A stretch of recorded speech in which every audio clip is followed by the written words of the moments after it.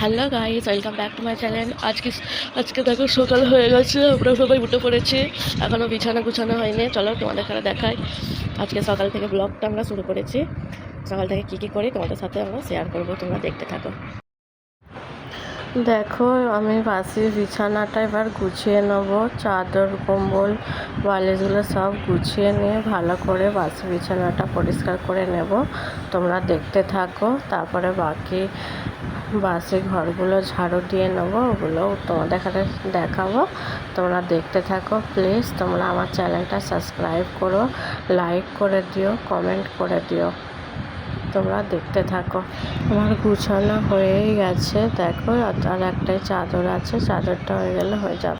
এখানে দেখো একটা বালিশের ওয়ার বাচ্চারা খুলে ফেলেছে, তাই জন্য আমি বালিশের ওয়ারটা আমি লাগিয়ে নিচ্ছি। আমার লাগানো হয়ে গেছে, আমি রেখে দিয়েছি। ওই যে দেখো দূরের পর্দাটা ফেলা রয়েছে, সকাল হয়ে গেছে এই কারণে আমি তুলে দিচ্ছি। বাসনগুলো ফের মাজা ধোয়া করে নিতে হবে, তার জন্য আমি বাসনগুলোকে কলতলায় রেখে আসছি।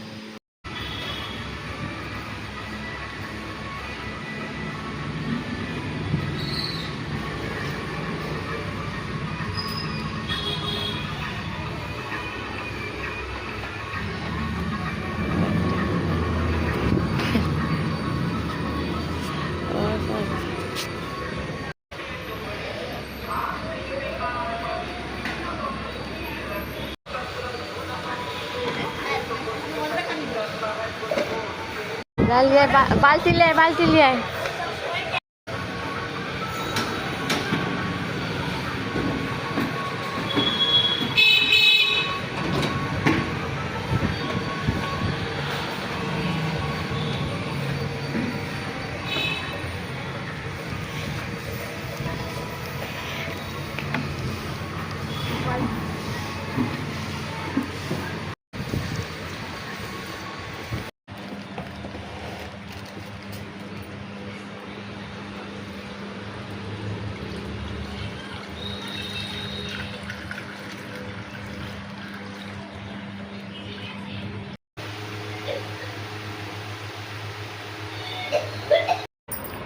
দেখো, আজকে আমি ডিম দিয়ে, আলু দিয়ে, টমেটো দিয়ে, বেগুন দিয়ে একটা আমি রেসিপি করব। তার জন্য একটা বেগুন নিয়ে নিয়েছি, দুটো টমেটো নিয়ে নিয়েছি, 4টা আলু, আদা আর রসুন নিয়ে নিয়েছি। পেঁয়াজটাও নেবো, পেঁয়াজটা এখন নিয়ে নিই। আর এটা আমি ঢেঁড়সটা আমি পেঁয়াজ দিয়ে করে নেবো।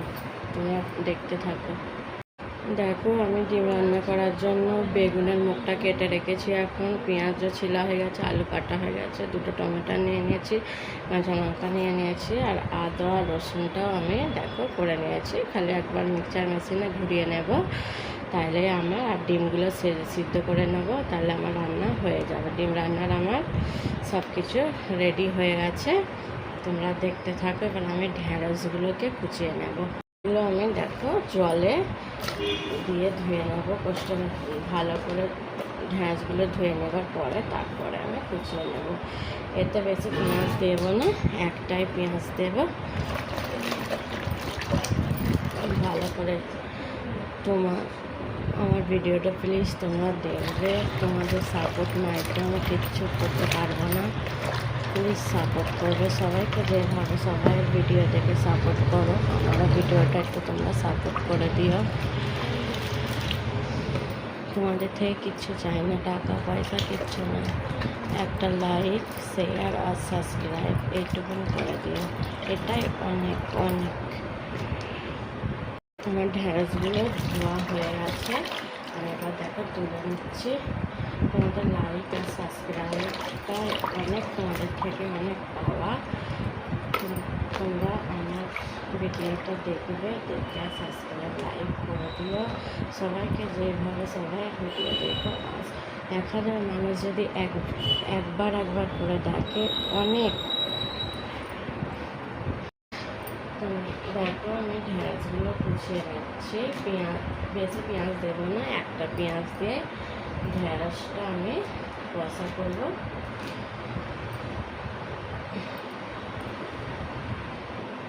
এবার মনে হয় আমি ভিডিও করবো না, আমারও মনে হয় না, সবাই কত বছর পরে ইউটিউবে কাজ করছে, তো আমি কেন করতে পারবো না, দেখি একটু সময় লাগবে, তো ফের করছি। এবার মনে হয় ডিলিট করে দেবো, সব করবো না। দেখো ঢ্যাঁড়স আর পেঁয়াজটা আমি রেডি করে নিয়েছি, যখন রান্না করবো তোমাদের কাছে দেখাবো। দেখো আমাদের দুধটা দিয়ে চলে গেছে, দুধ এখন ফুটাতে হবে। দেখো এটা কি বলো তো, এগুলো হচ্ছে কিমিগুলো জানো যখন এনেছিল এত কাঁচা ছিল, এত শক্ত, এখন একটু পেকেছে, পাকার পরে খাবো কিমি।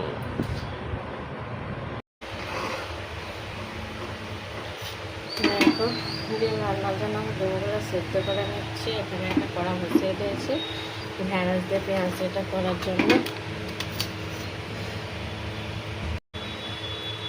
এখন কড়াই তেল নিয়ে নিলাম, কিন্তু আমি সুন্দর করে গুছিয়ে কথাবার্তা বলতে পারি না, তাহলে প্লিজ তোমরা একবার করে আমার ভিডিওটা দেখবে। 1000 মানুষ যদি সবাই একবার করে দেখে, তবে সব গরিব মানুষদের জন্য অনেকই একটা উপকার। আদা রসুন বাটা, আমি রসুন দিতে শুধু, কিন্তু আদার সাথে বাটাতে হবে না।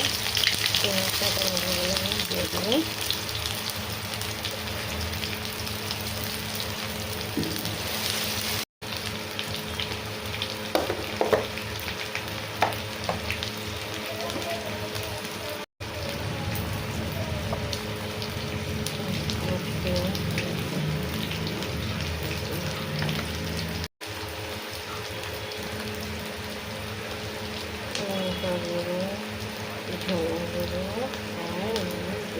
নুনটা দিলে এখন পেঁয়াজটা যাতে গলে যায় ভালো করে। পেঁয়াজটাকে এইভাবে ভালো করে মশলার সাথে ভেঙে নেবো, তারপরে আমি লাস্টে ঢ্যাঁড়সটা দেবো। ঢ্যাঁড়সটা দেবো বেশি নুন হওয়ার কারণে আমি টমেটোটা দিয়ে দিচ্ছি, নুনটা একটু হয়ে যায়।